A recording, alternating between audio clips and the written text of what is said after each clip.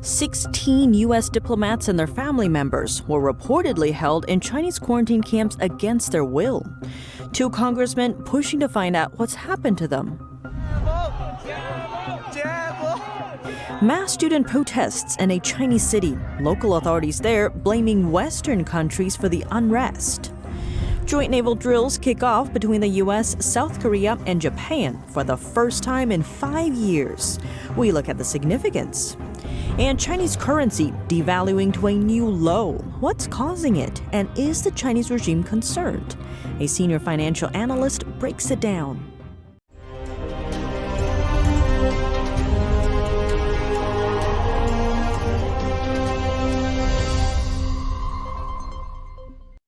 Welcome to China in Focus. I'm Tiffany Meyer. First, let's zoom in on a growing concern in Washington. U.S. diplomats who are being held in Chinese COVID-19 quarantine camps. 2 U.S. lawmakers are putting pressure on Secretary of State Blinken. They want to know what the State Department is doing about it. NTD's Daniel Monahan tells us more. In a letter to Blinken, the congressmen state that U.S. Embassy officials in Beijing recently confirmed 16 U.S. diplomats and their family members have been involuntarily held in quarantine camps, and that this has been going on throughout the pandemic. During that time, they have been subjected to strict confinement measures with no definitive release date. The letter went on to express that Republicans are concerned the diplomats could be or have been pressured to surrender intelligence while detained, and that this undignified treatment must come to an end. They further stated that China has engaged in a sustained campaign to deprive diplomats of their liberties under the guise of COVID-19 containment, that it has improperly tested the diplomats for conditions and diseases other than COVID, and that it has attempted to separate quarantined children from their parents. The letter reminded Blinken that China reportedly executed over 30 American intelligence sources during the Obama administration, and that the threats posed by China to U.S. diplomats while involuntarily and unjustly quarantined under the guise of COVID-19 protocols are worrisome. Daniel Monahan, NTD News. On Friday, China's foreign ministry called the allegations too ridiculous, denying that China could pressure U.S. diplomats to surrender intelligence while detained.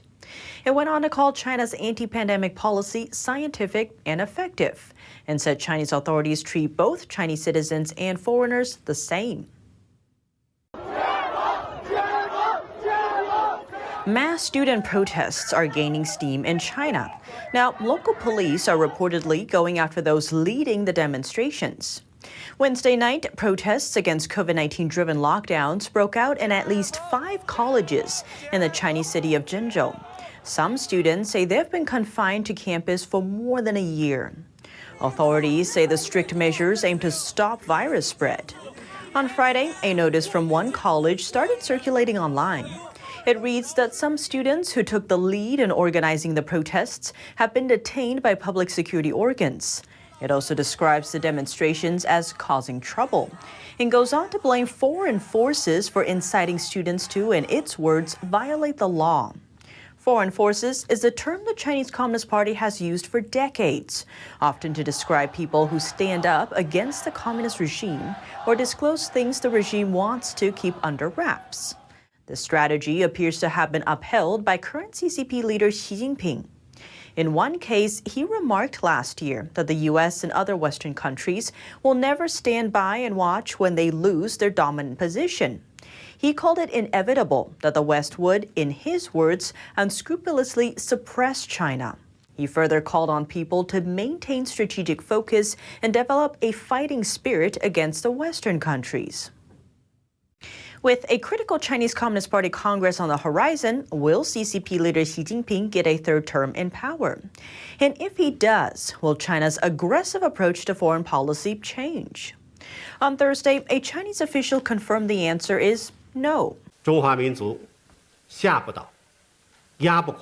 We Chinese will not capitulate in the face of pressure. We are not afraid of evil forces. We will not sit idle and do nothing when our national interests are being harmed. No one should expect China to swallow the bitter fruit that is harming our own interests. Beijing's foreign policy is often described as its wolf warrior stance. Despite criticism that it's been counterproductive, China's vice foreign minister says China's diplomats will continue to uphold it.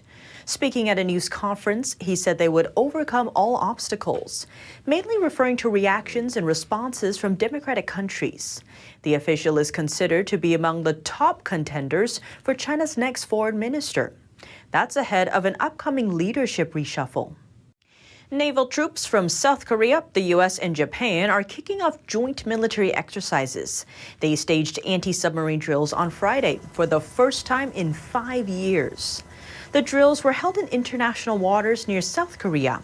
Just 1 day before, North Korea launched 2 ballistic missiles, right after U.S. Vice President Kamala Harris wrapped up her visit to South Korea. In a statement, South Korea's Navy said the exercises were designed to improve their capability to respond. That's at a time when North Korea consistently posed nuclear and missile threats.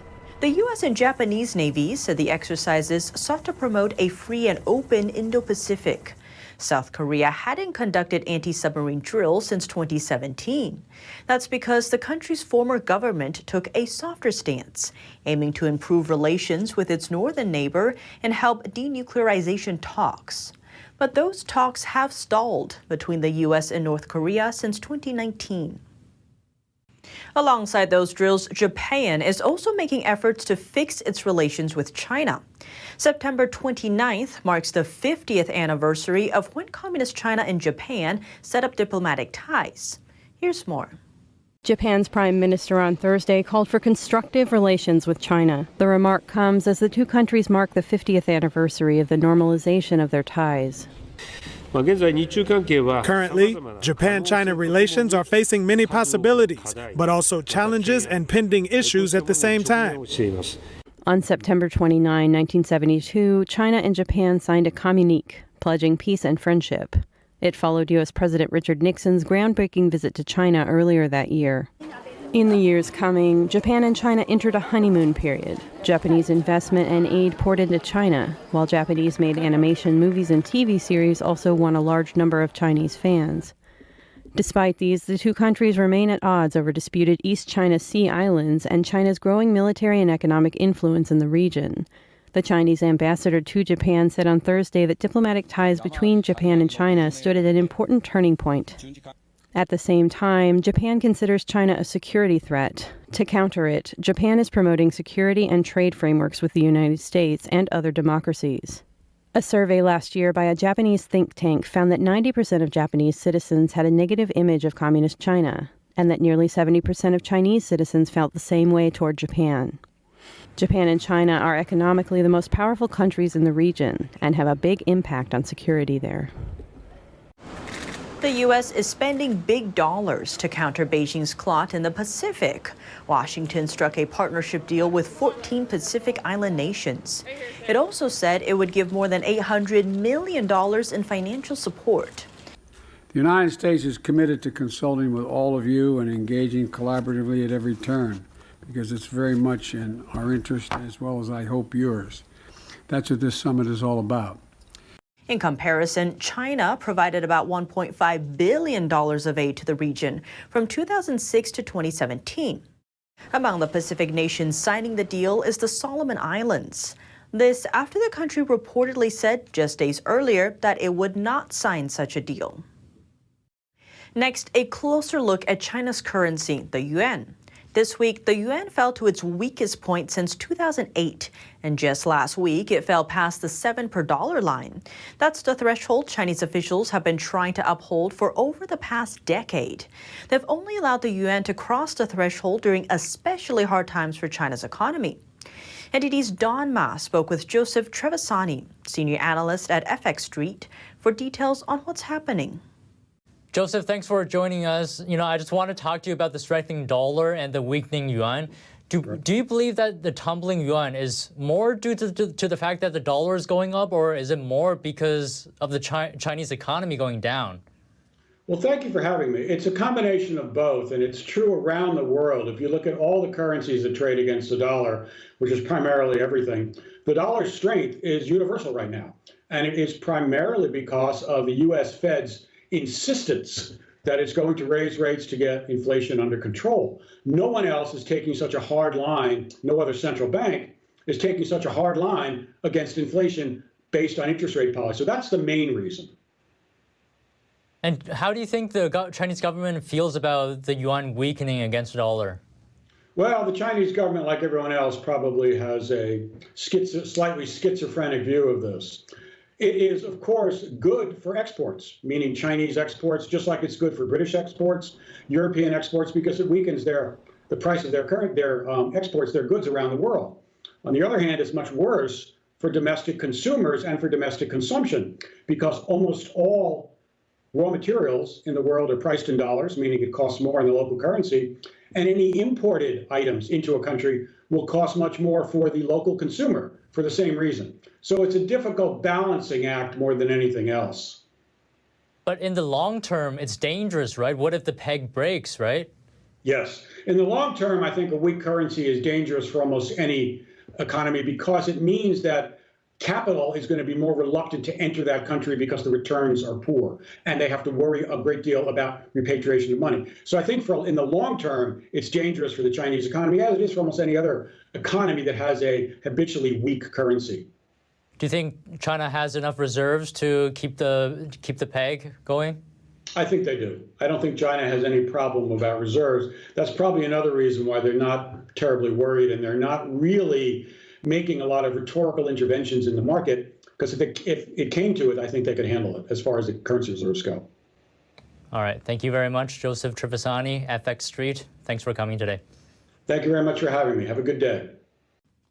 That's all for today's China in Focus on YouTube. We're now sharing a shortened version of our program here after being demonetized for more than a year. Here's what to look out for in our second half.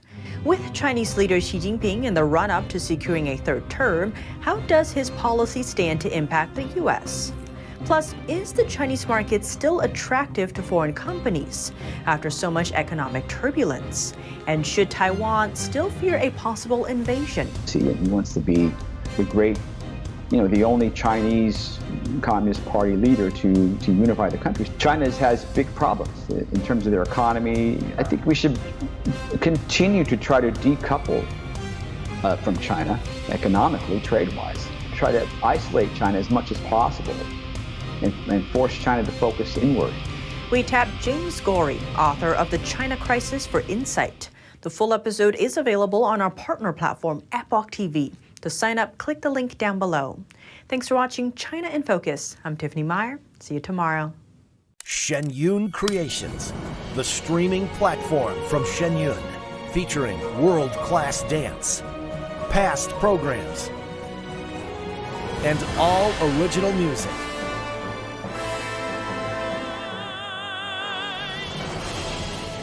Masterclasses, behind the scenes, comedy, and more.